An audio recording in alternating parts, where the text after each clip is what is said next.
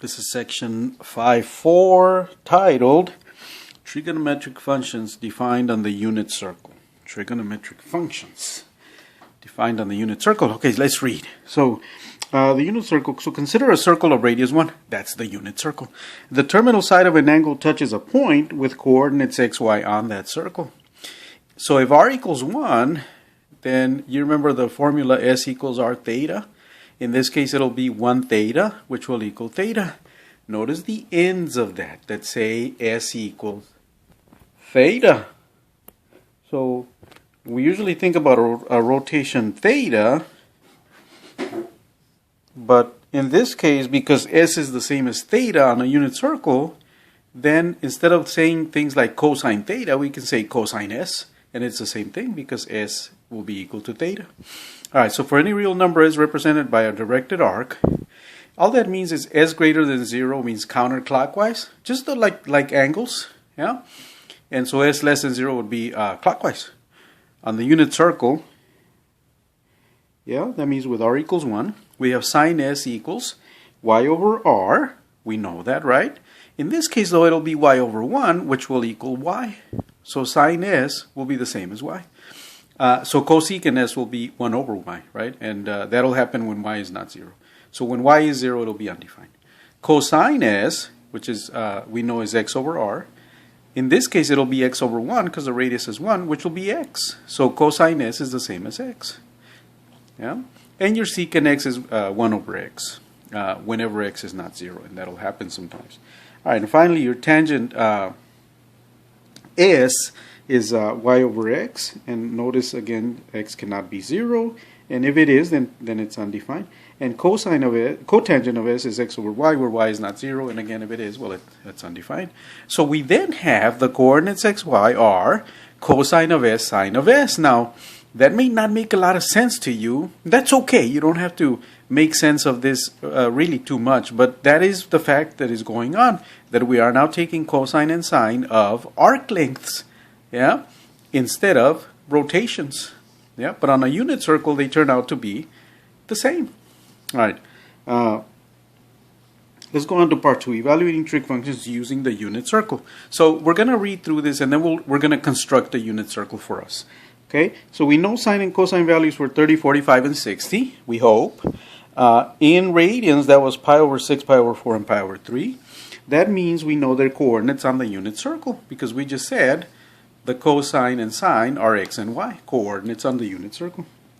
Letter B, recall also that these serve as reference angles theta prime, right? So these will be reference angles that we'll know, and we'll see how that works on the unit circle. It'll be really nice. And letter C, note that for special angles, that is the 30 degrees, 45 degrees, and 60 degrees, we need only remember these three numbers for cosine and sine. Okay, this is for cosine and sine, not for tangent or anything like that. Cosine and sine, which means coordinates x comma y. The coordinates of special angles on the unit circle are some combination of these two. And remember, the coordinates on the unit circle are only x and y, right? That's what the coordinates are, which are cosine and sine. So these numbers refer only to cosine and sine. Okay, let's construct a unit circle. Okay, see, what does that look like? I'm going to pull out a little blank piece of paper here. All right, and so what does the unit circle look like? Well, it's a circle. All right, I'm going to put my x and y axes. So my unit circle is just going to go around. Yeah, let's see if I can draw a decent circle here. Indeed, I think that's decent. Okay, so where's 30 degrees? Well, it's about right there, 1/3 of the way up. And then 60 degrees, 2/3 of the way up. All right, notice I'm not marking it. Don't mark it yet. And 45 degrees is right in the middle of the first quadrant. Okay, so now I'm going to mark these. The rotation is 30 degrees, and in radians it's pi over 6. But the distance here, because the radius is 1, is also pi over 6. Okay, so to that first marking of 30 degrees, that distance on the unit circle is also pi over 6. Has coordinates, and if you remember your sine and cosine for 30 degrees, the cosine is the square root of 3 over 2, and the sine is 1/2. Okay? Those are now the coordinates of that point on the circle. For 45 degrees, that's pi over 4, and it turns out it is now not just the rotation, but the distance here is pi over 4. Okay? The coordinates are cosine and sine of pi over 4, which is the square root of 2 over 2, comma, the square root of 2 over 2. Yeah?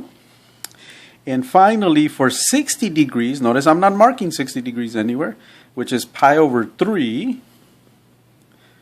Again, technically, that is the distance along the arc, okay? It's an arc length.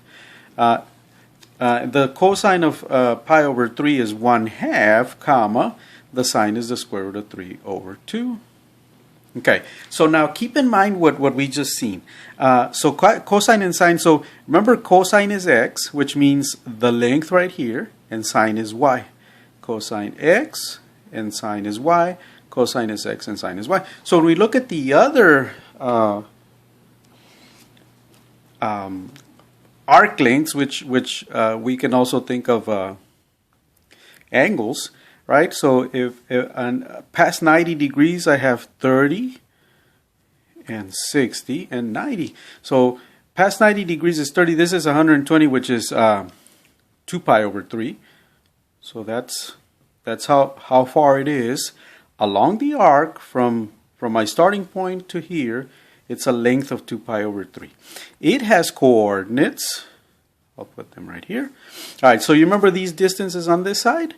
Same distance here to here, right? So the cosine is going to be negative 1/2. And then same distance up. That means these two are at the same level right there. Square root of 3 over 2. Remember we said that it's some combination. You just need to remember those three numbers. All right. For the, I think I missed the 45 degree on this side, which is really, on this side, it's really 135 degrees, which is 3 pi over 4. I'm going to mark it inside. 3 pi over 4. Yeah. And this will be 5 pi over 6 down here at the bottom.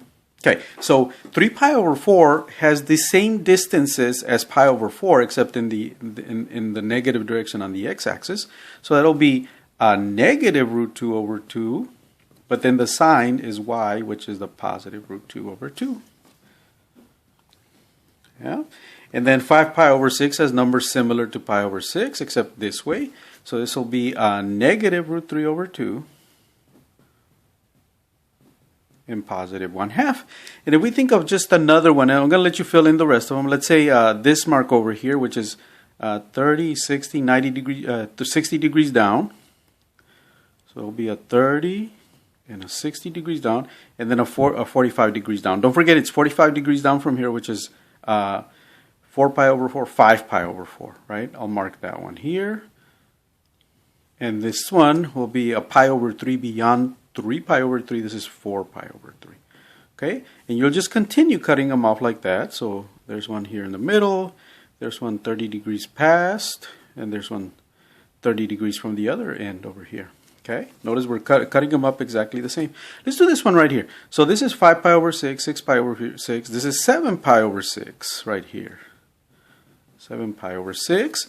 And you can just get the coordinates from 5 pi over 6. So it's going to be the same distance on x, but downward on y. Okay, so it'll be negative root 3 over 2, negative 1/2. Okay, and I'm going to let you fill in the rest of them. You have all the numbers that you need. You just need to figure out the direction in which they go. Okay, all right. So let's see what we can do with those. Okay, so find the exact value of each. Let's try some odd ones. Number 1, sine of pi over 4. That's root 2 over 2. We just saw that one. Let me pull out my unit circle. Pi over 4. The sine is root 2 over 2. So is the cosine, by the way. All right, let's try number 3. The cosine of 3 pi over 4. That's over here. The cosine is just negative root 2 over 2. So you guys get to see that. 3 pi over 4. Negative root 2 over 2 for cosine. Negative root 2 over 2. Okay, number 5, cosine of pi over 3. Cosine of pi over 3, so this is pi over 3 here. The cosine is 1/2. 1/2. Number 7, sine of negative 5 pi over 3. Remember the reference angle is pi over 3. So it has the same sign as pi over 3. Over here. This is negative 5 pi over 3. And what are we looking for? The sine. So that'll be root 3 over 2. Sine of negative 5 pi over 3 is root 3 over 2. Number 9, sine of pi over 6. Where's pi over 6? Over here, the sine is 1/2. Number 11, cosine of negative 7 pi over 6. So I'm going the other way and just past 6 pi over 6 over here. Yeah, and I'm looking for the cosine, which will be